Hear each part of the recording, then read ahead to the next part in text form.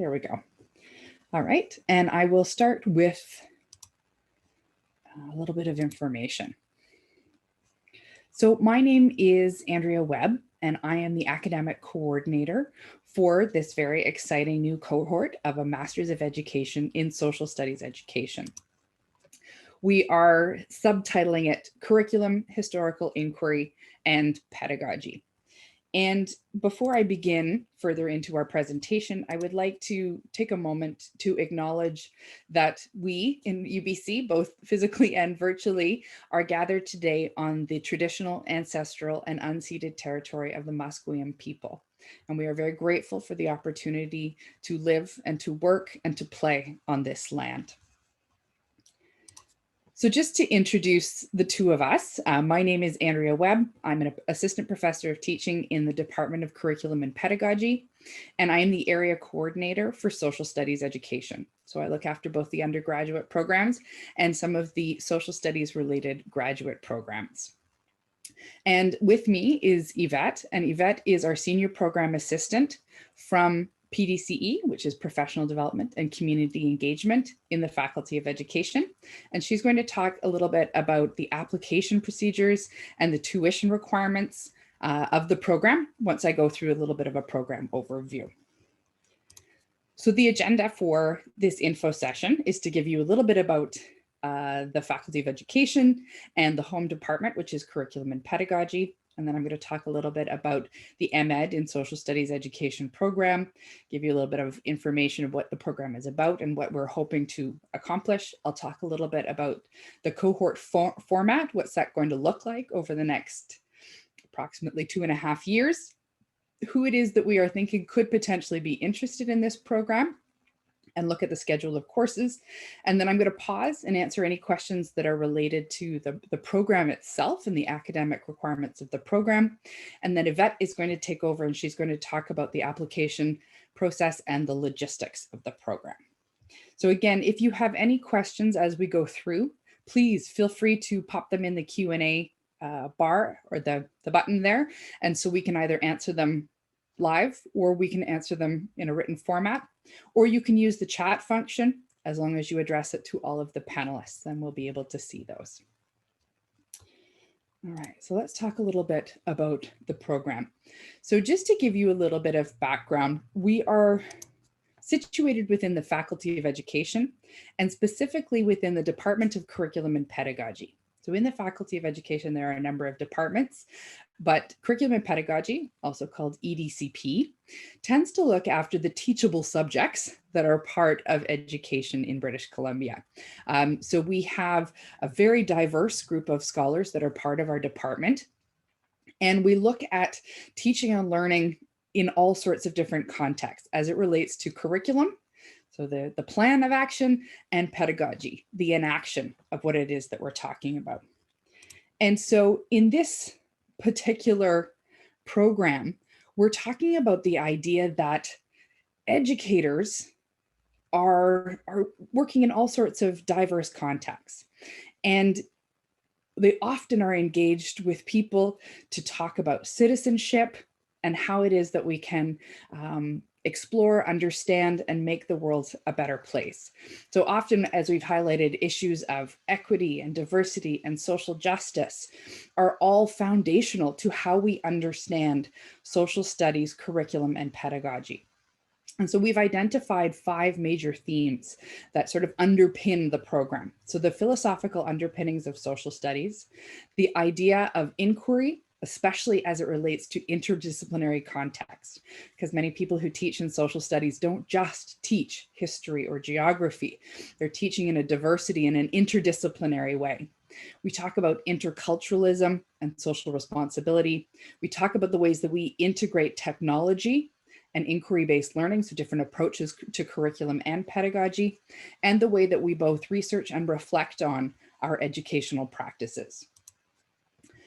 And so when we talk about what the objectives and the goals of the program are, is looking at the various ways that theories and principles and pedagogical practices in social studies relate to this idea of a critical understanding or a connection that praxis stance as we relate to theory, philosophy, and practice.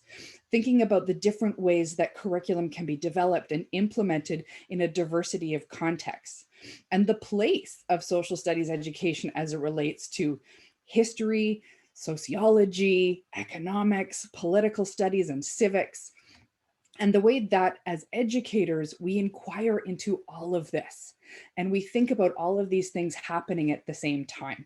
And so if you are a participant in this cohort, we are really hoping that you are reflecting on your own educational practice and thinking about the ways that social studies curricula can be part of what it is that you are doing in your educational practice. So this program is going to be based around a cohort. It is fully online. The cohort model means that we will have a collection of people who will move through the program together. So the majority of courses that you take will be with the same group of people. But we are hoping that by holding this program online, that we are not just looking to one particular location. We're thinking about educators locally, around the world, people who would not necessarily normally be able to make it to the Vancouver campus. So if you move through the cohort together, there are a number of electives that will be up to you, and those could be taken on campus if you would like, or they can be taken online or through remote programs. So who is the audience for this particular program? We are thinking about teachers, educators, leaders, people who are working in school contexts, public, private, or independent, but we're also thinking about professionals who are working in community settings. So that could be museums, community organizations, non-governmental organizations, political organizations who might be looking at how curriculum writ large, not necessarily a provincial curriculum, connects with the work that they do, either in schools or in community organizations. So the schedule of courses, as they're going to be part of the cohort program, are going to be beginning in July of this year. So the first course is going to be a master seminar.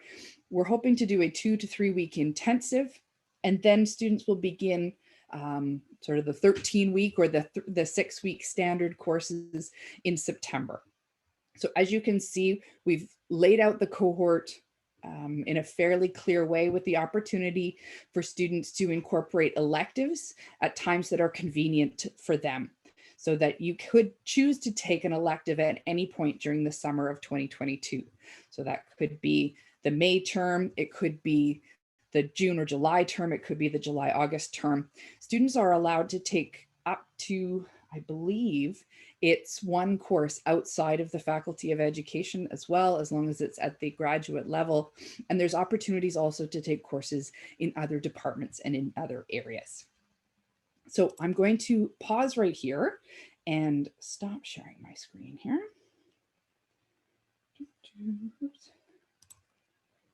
And at this point, I'm going to, we already have a question. Excellent.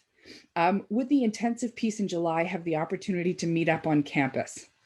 Well, that unfortunately is going to depend on what's happening with the recommendations from the provincial health officer. I unfortunately would love to be able to see all of you live and meet you face to face. If there is an opportunity for the cohort to do certain activities together, that would be great. But we are throwing a broad net. So not necessarily everybody is going to be able to come to Vancouver to take part in campus-based activities. So we'll have to see. Part of it based on the provincial health requirements, and part of that is going to have to do with where people are living, the people who choose to be part of the cohort. Are there any other questions? So please feel welcome to put them in the Q&A or in the chat function. I'm happy to answer any questions about the program itself. There's a question here from Ben that says, might it be possible to take electives from other universities? I'm in Halifax and thinking about whether it would make sense to take a course locally. So I'm going to answer that question here. A lot of that has to do with the transfer agreements between institutions. And we can ask Yvette to speak to this a little bit more as we get further along. In Western Canada, we do have the Western Dean's Agreement, which means that students are able to take courses at different institutions and transfer them to UBC. I'm not necessarily sure exactly which institutions in Halifax you would be able to have that reciprocal relationship with. So that's a conversation we would have to have with Yvette regarding being able to transfer courses amongst universities. Sorry, I can't give you more clarity on that, Ben. Are there any other questions at this point?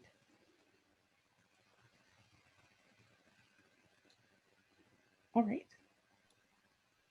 If you questions pop up as Yvette's talking, please feel welcome to, again, put them in the Q&A or in the chat. But at this point, I will hand over the chair to Yvette, who's going to be talking about the application and tuition procedures. Hi, everyone. Just give me one moment and I will load my presentation. Thank you.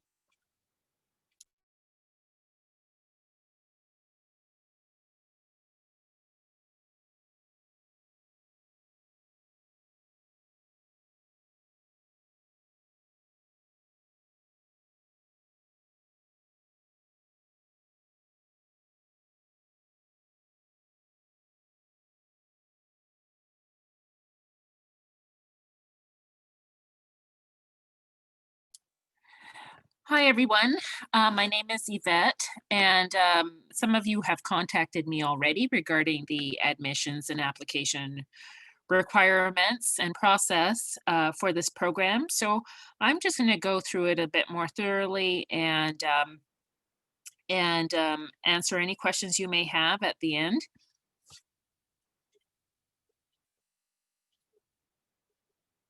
So again, the program context would be Dr. Andrea Webb and myself, and I cover the administrative side of the program, that is processing applications and providing administrative and student support. I will do the course registration and provide fee information. So what we're looking for is a 4-year undergraduate degree with a B+, 76% at UBC in all of your senior level courses, which is 300 level and above. Or if you're in the B range and you have a 4-year undergraduate degree plus a B Ed, then you would be meeting the GPA requirement. Now, for those of you who are below that B plus or are not in that B range with a B Ed, please do not be discouraged. The admissions committee can write what is called a special case rationale on your behalf if they feel that you are a good candidate for the program. As well, if you have a 3-year undergraduate degree and you meet the GPA requirement, the admissions committee could write a special case rationale recommending you to the program to the Faculty of Graduate Postdoctoral Studies. We also ask that you order 2 official sealed transcripts from all post-secondary institutions that you've attended with the exception of UBC. I always say to order 2 because we suggest that you open one, you upload it to your application, front and back pages in a single file and a PDF. And you keep the other one sealed because if you're admitted to the program, then the Faculty of Graduate and Postdoctoral Studies will want to have sealed official transcripts from the institutions you've attended. So that's why we say to order 2. Now, if you've participated in an exchange program or you've received transfer of credits and it appears on your undergraduate degree transcript or on another transcript, we need to see those transcripts from those institutions as well. So please check your transcripts thoroughly to see if you've received transfer of credit from other institutions or have done exchange programs, because we will need those transcripts. We're also ask you for a resume, which includes all of your education, your employment history, volunteer work, anything that you have done, publications, newsletters, and include it all on your resume. We're also looking for a 600-word statement of intent of your social studies education experience, your goals, your professional goals, and the anticipated benefit of being involved in this program. Normally, we're looking for 18 credits of senior coursework or a professional concentration in social studies. We're also looking for 2 years teaching experience or other relevant professional experience within schools, communities, business, government, NGO, or educational oriented environments. We're also looking for 3 references from educators, supervisors, colleagues, or clients that can speak to your abilities to complete a graduate degree program and your interest in social studies education. And what typically happens, I don't know if you want to speak to this part, Andrea, for references in terms of from other educators or colleagues.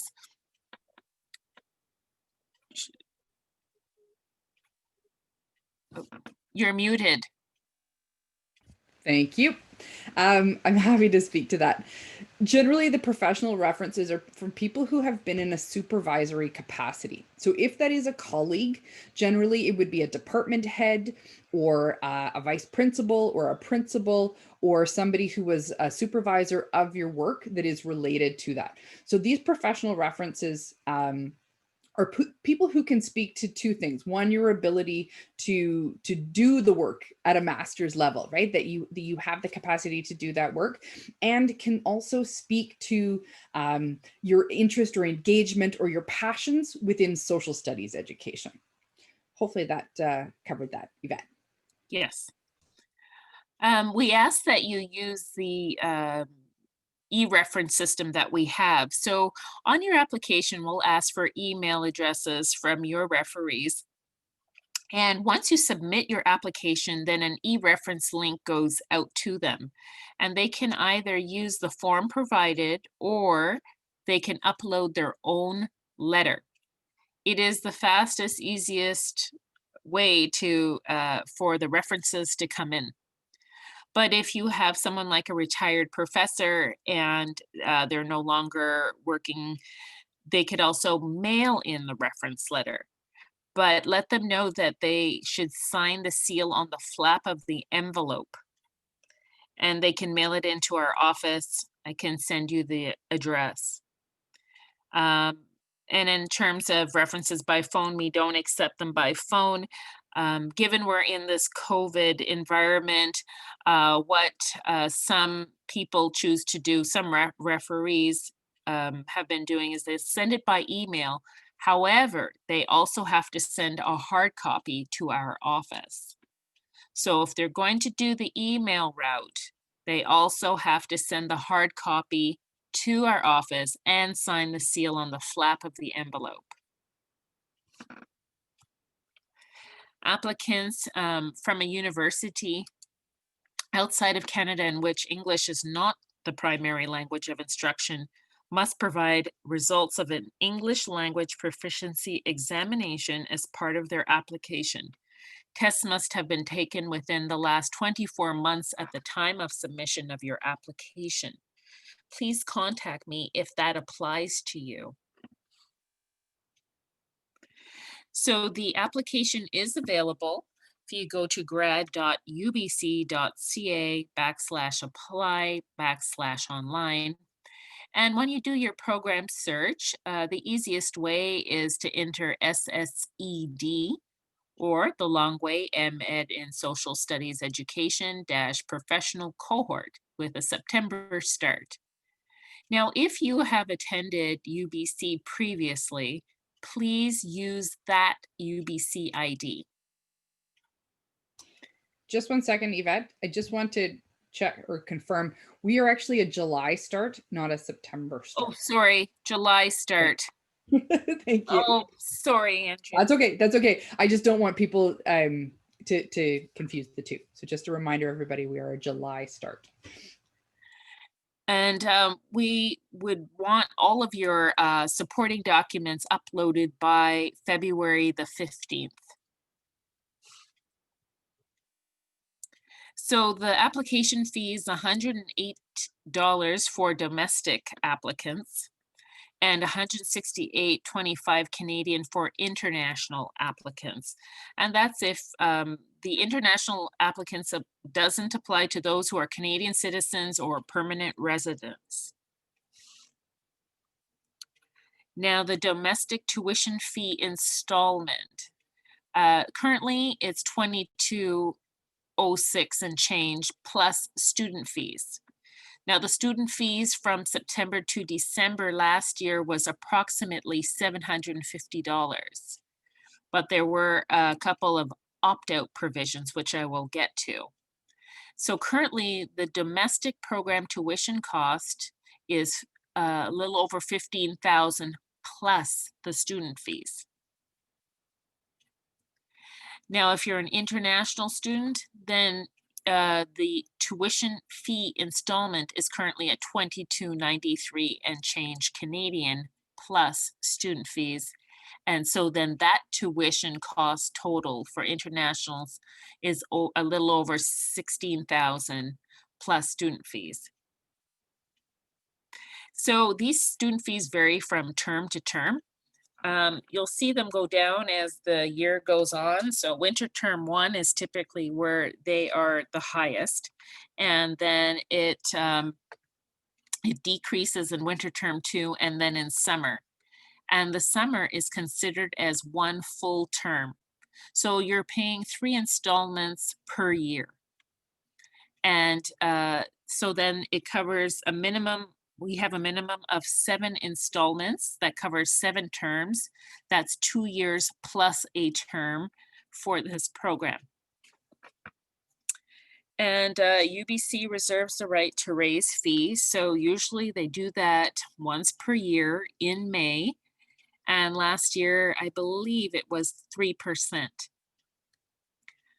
And the tuition is charged as a whole program fee and not a per credit fee. So for those of you who want to take elective courses at UBC, and in some cases at approved universities where you can take credits like the Western Dean's Agreement, then your tuition portion of that course will be covered under your program fee. So it's not a bad deal. You could take more electives in your program than is allotted, and provided Andrea approves them, and take more courses if you wish, and have your program fee cover the tuition of those electives. So one of the Western Dean's Agreement that Andrea was referring to, it covers certain universities. I do not know all of the universities. I don't know that it covers Nova Scotia, University of Nova Scotia, but U of T, U of Montreal, McGill are universities that it does cover. And I can send you more information by email if you wish. So again, the student fees are charged each term. And there's a medical dental fee that you can opt out of. It's currently $264 and change for the year. And you can opt out of it in September. And but if you didn't want to opt out of it, it would cover you from September to August 31st of the following year. But that's potential savings if you already have coverage. And also the Compass card, which is also known as the U Pass in Vancouver, which is a transit pass that that would cover 3 zones on public transit if you were to use it and you live in Vancouver. The cost is $170 per term. So if you live outside of the lower live outside of the Vancouver Lower Mainland in another province or up north, you can apply for exemption from this fee each term and save $170. Now, teacher education certificates, this is directed to teachers in the Vancouver Lower Mainland that have taken UBC students in their classrooms as student teachers. If this applies to you, please contact the teacher education office. Now, for those teachers that live in the Vancouver Lower Mainland, you may have colleagues that have these certificates, and you may want to ask them if they're using them and if they haven't expired, because these can be used towards your tuition fee installment. So it's not bad if you can get a hold of those and have further savings on your tuition. If you have any questions, please feel free to contact me and I'll be happy to help you.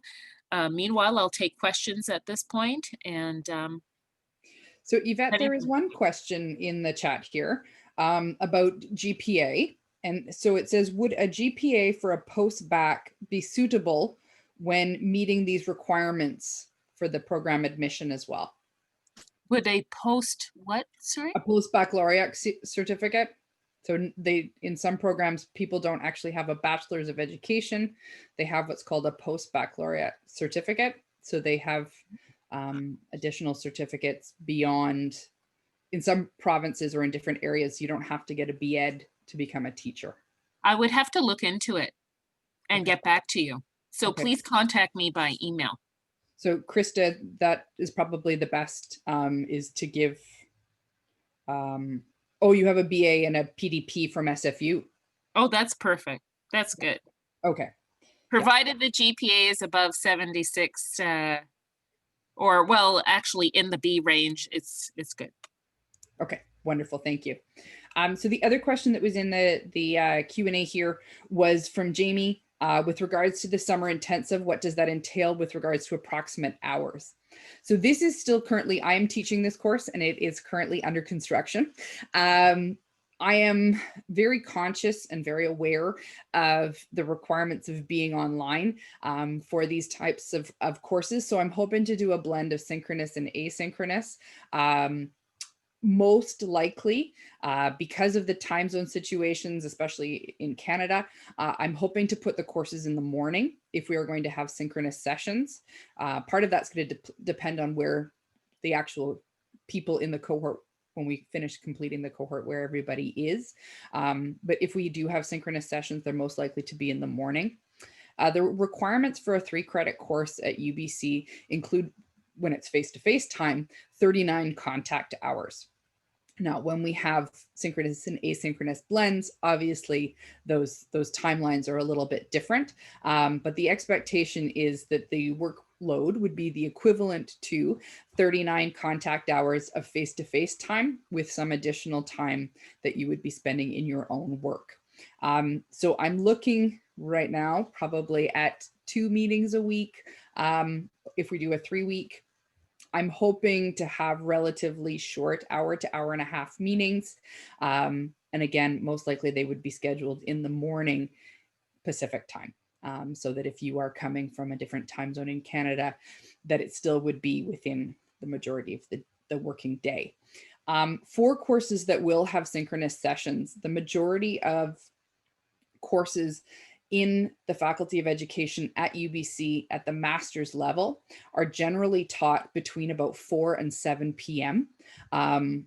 Most days. So if there are synchronous sessions that are part of courses during the rest of the year, it's highly likely that those would be scheduled sometime between 4 and 7 p.m. again, Pacific time. For any of those synchronous sessions, because that's usually the standard timetable for courses, master's and PhD level courses in the Faculty of Education. So hopefully that answers those questions. Are there any more questions?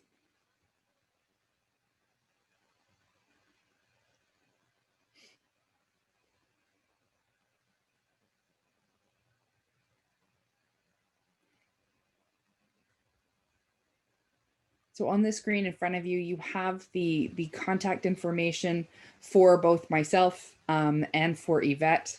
We are happy to answer any questions that you have as you go forward, especially as we're about 4 weeks away from the application deadline.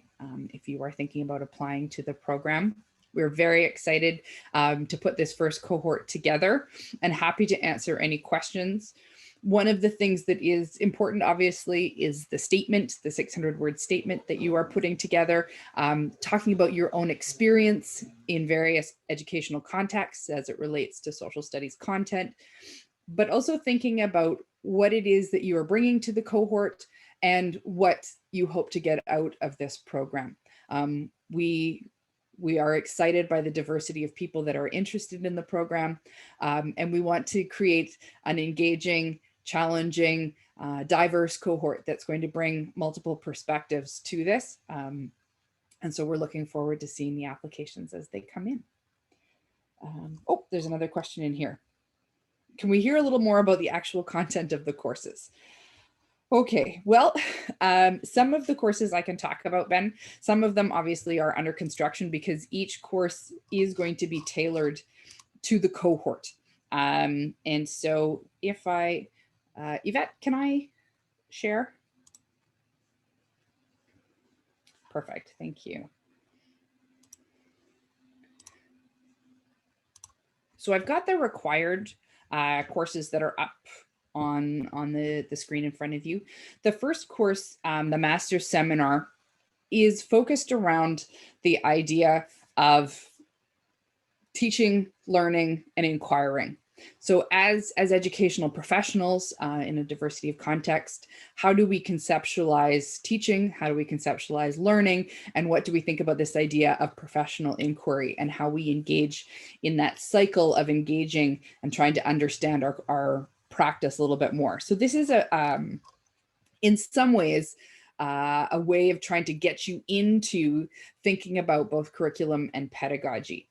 The next course, which is Education or EDCP 508, is a review of research in curriculum and pedagogy as it relates to social studies education. So Lindsay, I see that you are here as a panelist. Do you have anything you want to add in terms of what you're thinking about for this particular course?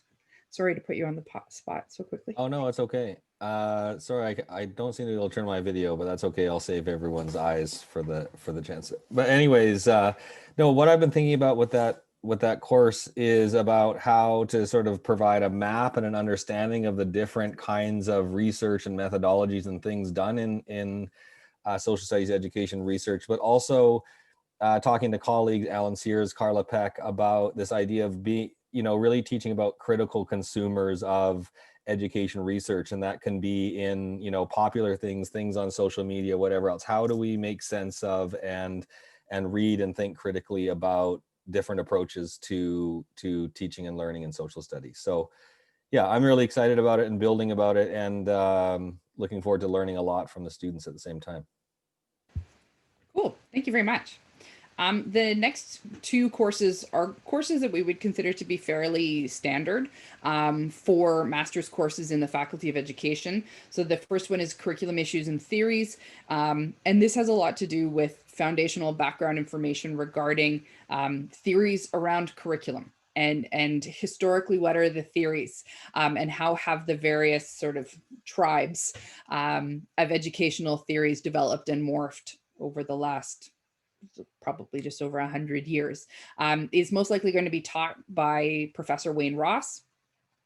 The next course after that is Education 500, which is a basic research methods in education course. So we will talk a little bit about qualitative and quantitative methodologies that are predominantly used in education, with the view always to thinking about your own graduating paper or the kind of inquiry that you are interested in engaging with. So if you are interested in a graduating paper, generally we do not do empirical research as part of MEd cohorts because that requires a research ethics.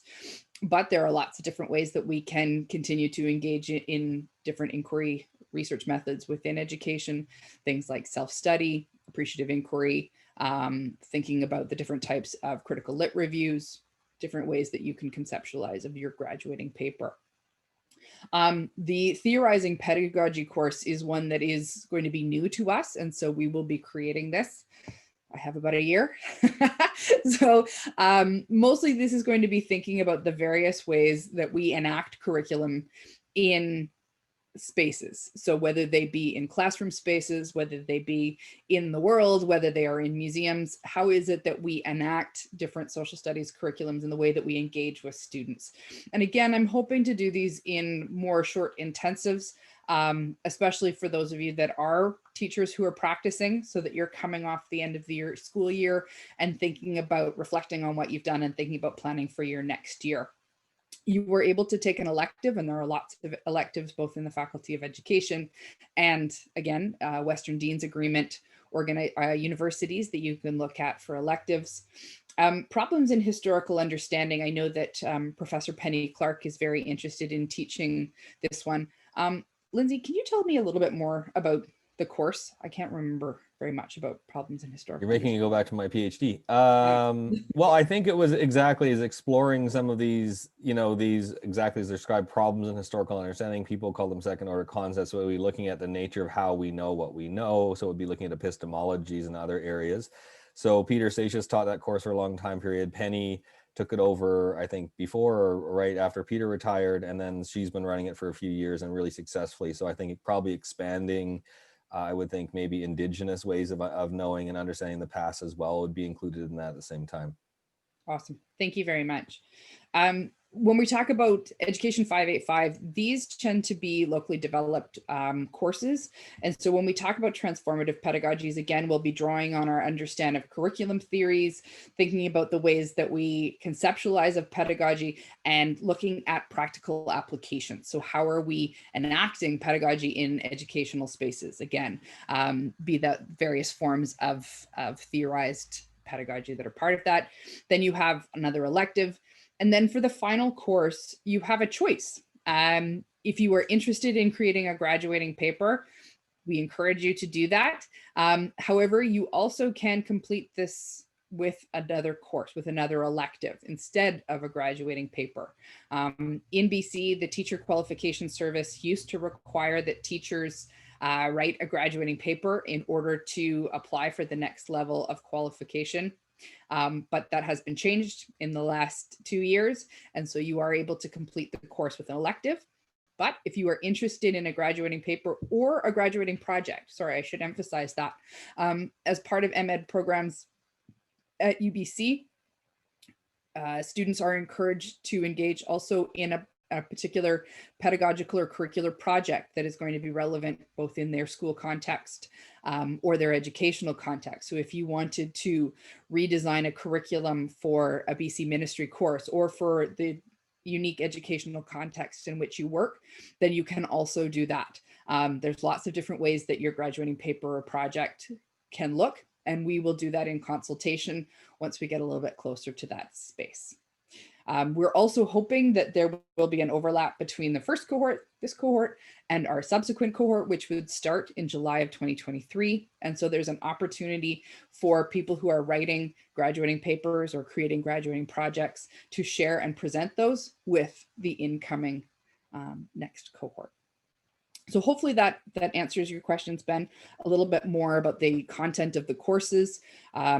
Again, as this is a cohort, you as a group will continue through each of these, and each of the people in the social studies area within UBC's Department of Curriculum and Pedagogy will be involved in teaching these courses, as well as bringing in some outside resources, some other individuals from across our department to teach in these courses as well.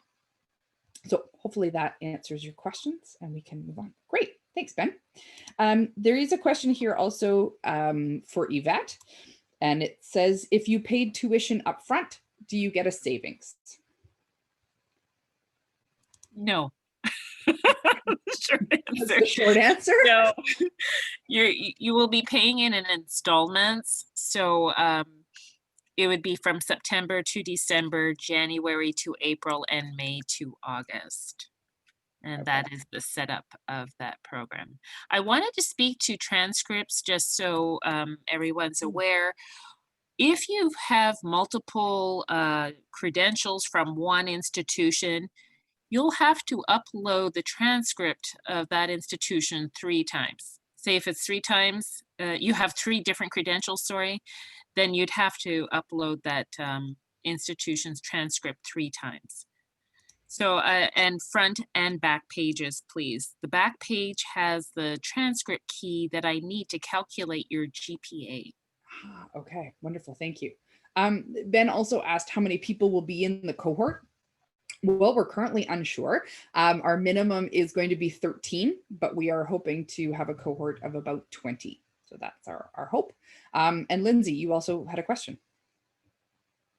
Yeah, I was just wondering, Andrea, how would it work? I was just thinking when they go through the courses in terms of, you know, developing is it up to the individual course instructors that they would get feedback along the way, or in terms of getting feedback or establishing a sort of mentorship relationship with one of us faculty members or something? How is that working through the program? Have you discussed that already, or have I missed that? No, I haven't. You haven't. Okay. You've just thrown a cat among the pigeons. That's fine. Oh, okay. No. So Lindsay and I, obviously, as you can tell, are going to be working together in keeping the program running. And I think part of that is the way that we are working in terms of the mentorship of individuals is going to depend a little bit on how many people we have. And hopefully after the first few courses, once you've got a feel for what each of us is about, you will hopefully gravitate towards one or the other, because generally if you are doing a graduating paper, one person would be your advisor and somebody else will be the second reader of your paper. And that person has to sort of keep you a little bit at arm's length. And so once you also learn a little bit more about some of the things that Lindsay and I and Dr. Ross and Dr. Clark are interested in, you might find that you want to chat with each of those people about different aspects of your paper and or your project in order to inform the developing ideas. So I'm not necessarily going to quickly say we're going to divide everybody in half, but I'm hoping that as we move forward and you get to know us a little bit better and we get to know you a little bit better, that you will find somebody who will push your thinking in particular areas that you are interested in, and that will be the person that will be sort of mentoring you through the remainder of the program.